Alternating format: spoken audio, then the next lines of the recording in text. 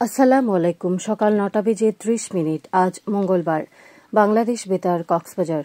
স্থানীয় খবরে স্বাগত জানাচ্ছি নাইজিন হুদা প্রমি। কক্সবাজারে টানা বৃষ্টিপাতে পর্যটন শহরের বেশ কিছু রাস্তাঘাট কোমর সমান পানির নিচে তলিয়ে গেছে। শহর জুড়ে চলমান রয়েছে টানা বৃষ্টি ও দমকা হাওয়া। ভারী বৃষ্টিপাত ও জোয়ারের প্রভাবে জেলার বেশিরভাগ উপজেলার নিম্নাঞ্চল প্লাবিত হয়েছে। জলাবদ্ধতার কারণে চরম ভোগান্তিতে পড়েছেন সাধারণ মানুষ। গতকাল সন্ধ্যা ৬টা পর্যন্ত ২৪ ঘণ্টায় কুতুবদিয়ায় ১৯২ মিলিমিটার সর্বোচ্চ বৃষ্টিপাত রেকর্ড করা হয়েছে।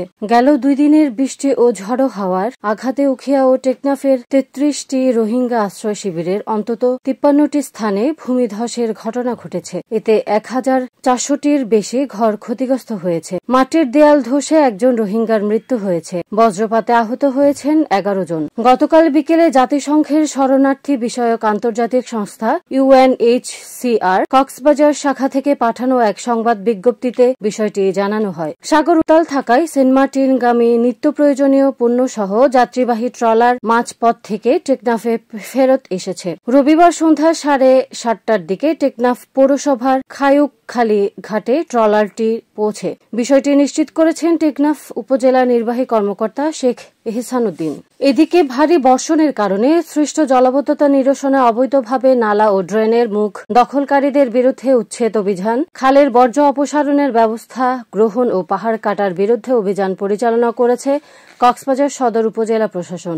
গতকাল বাংলাবাজার সংলগ্ন পাতলি খাল পরিষ্কার এবং জেল গেটের পার্শ্ববর্তী স্থানে পাহাড় কাটা ও খরুলিয়া হিন্দুপাড়ায় অবৈধভাবে দখল করে ড্রেনের মুখ দখলকারীদের বিরুদ্ধে অভিযান পরিচালিত হয়। এতে নেতৃত্ব দেন সদর উপজেলা নির্বাহী কর্মকর্তা UNO নীলুফা ইয়াসমিন চৌধুরী। অবৈধভাবে বিভিন্ন খাল, নালা, ড্রেন এবং সরকারি রাস্তার পার্শ্ববর্তী জায়গা দখল করে পানি প্রবাহে বাধার সৃষ্টিকারীদের বিরুদ্ধে কঠোর ব্যবস্থা নেওয়ার হুঁশিয়ারি দেন UNO। পবিত্র ঈদ উল আজহা উপলক্ষে উখিয়ায় ৫টি ইউনিয়নে VGF এর চাল বিতরণ কার্যক্রম অব্যাহত রয়েছে।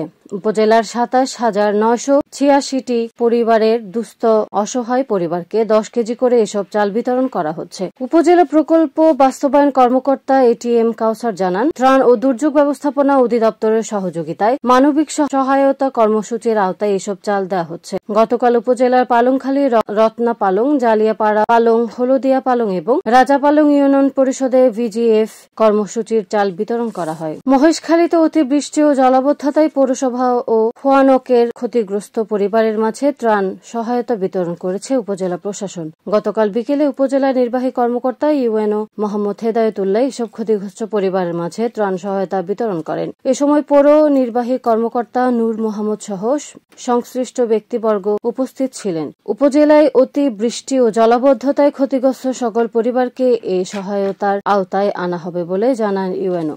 কক্সবাজারের ২৩ মামলার আসামি শীর্ষ সন্ত্রাসী আফসার গ্রুপের প্রধান নুরুল আফসার ওরফে আফসারকে অস্ত্রসহ গ্রেফতার করেছে র‍্যাব ১৫। তার বিরুদ্ধে হত্যা, ধর্ষণ, অস্ত্র ও ডাকাতি সহ নানা মামলা রয়েছে বলে জানিয়েছেন আইনশৃঙ্খলা বাহিনী। সোমবার বিকেলে গোপন সংবাদের ভিত্তিতে শহরের রুমালিয়ারছড়া এলাকায় বিশেষ অভিযানে তাকে গ্রেফতার করা হয়। এ সময় তার কাছ থেকে একটি বিদেশি পিস্তল, একটি ছুরি এবং ২টি ব্ল্যাঙ্ক চেক জব্দ করা হয়। গ্রেফতার সন্ত্রাসী পৌরসভার দক্ষিণ রুমালিয়ারছড়ার মোহাম্মদ রশিদ প্রকাশ রশিদ ড্রাইভারের ছেলে। প্রাথমিক জিজ্ঞাসাবাদে নুরুল আফসার বিভিন্ন অপরাধ কর্মকাণ্ড পরিচালনার বিষয়ে স্বীকারোক্তি দিয়েছে। টেকনাফে ২,৫০,০০০ টাকার জাল নোট সহ ২ সরবরাহকারীকে আটক করেছে পুলিশ। এ সময় তার ব্যবহৃত মোটর সাইকেল জব্দ করা হয়। টেকনাফ মডেল থানার officer in charge OC Mohammad Giasuddin এর সত্যতা নিশ্চিত করে জানান, মেরিন ড্রাইভ সড়কে অবৈধ জাল টাকা নিয়ে মাদক ক্রয় বিক্রয়ের তথ্য ছিল পুলিশের কাছে। এমন তথ্যের ভিত্তিতে গতকাল সন্ধ্যায় সদর ইউনিয়নের মহেশখালিয়া পাড়ায় অভিযান চালায় পুলিশ।